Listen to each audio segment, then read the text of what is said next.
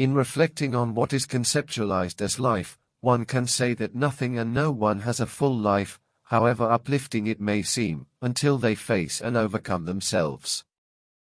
This is the only journey that enterprises mask, and that the being, in undertaking these paths, discovers.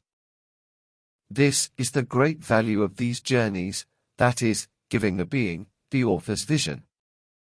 The path will say to the being, abandon all that you have, and follow me.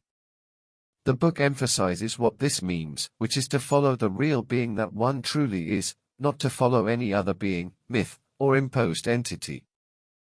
The book repeatedly draws attention to the fact that one must understand that the being does not abandon anything or anyone, it simply gives the correct value to things, and has a path as a priority.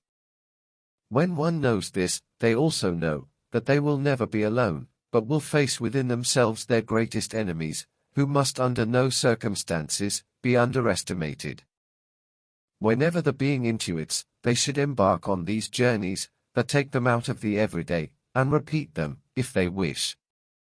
This is a way for the being to express the longing for itself, and to experience moments of deep encounter when an opportunity for prolonged awakening arises, remembering that any path that returns them to their own path is a good path.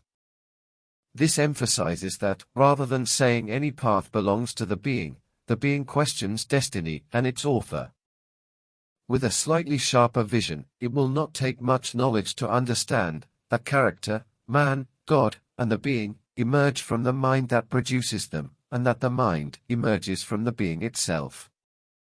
The character finds itself on the path of the character, man, on the path of man, God, on the path of God, and the being, on the path of the being. Any composition is completed by diverse elements, distributed along each of these paths.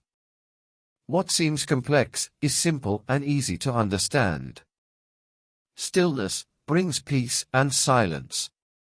Silence eliminates existence and doubts. What remains is what is, was, and always will be. The non-being, before the mind and the beginning. And this is not an easy article to sell, when the idea of being and existing is constructed and grounded so solidly. To cease to be is a delicate task for the being, created from the creator of all things that it itself is. Here, there are no metaphors or allegories. No one will find, anywhere, anything easier to understand than what is being said here, but no one should believe it, they should understand it for themselves, because merely believing repeats the behavior of the being that knows it has done, but does not remember. It is the behavior of a being to whom the idea of a paradise filled with virgins and apples has been sold, and who believes in it. These repetitive actions demonstrate a character without defining it. As for paradise, the madman, being mad, long ago understood the madness and folly of believing in a paradise full of the good things that the being enjoys, and the foolish cunning of the being in wanting to bargain with the gods, masters of these paradises.